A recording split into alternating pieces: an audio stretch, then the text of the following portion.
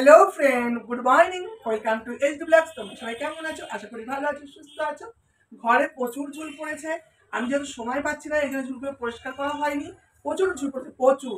আজকে আমি একটু সময় বের করেছি, এই ঝুলগুলো সব পরিষ্কার করব, সেটাই তোমাদের সাথে শেয়ার করব। ভিডিওটা স্কিপ না করে ভিডিওটা তোমরা দেখতে থাকো, আশা করি তোমাদের খুব খুব ভালো লাগবে।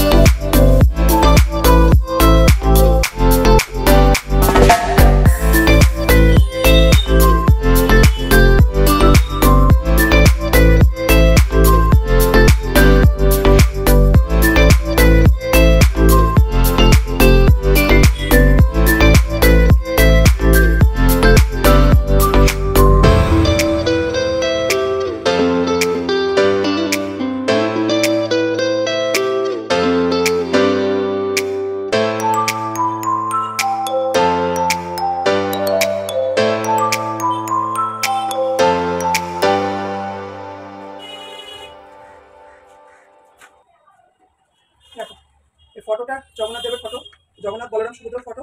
এই দেখো কি হালে ধুলো পড়েছে, এটা প্রচুর নোংরা, প্রচুর। কারণ আমি একদম সময় পাচ্ছি না এগুলো পরিষ্কার করার। আজকে আমাকে সময় বের করেছি, আজকে কিছু পরিষ্কার করবো।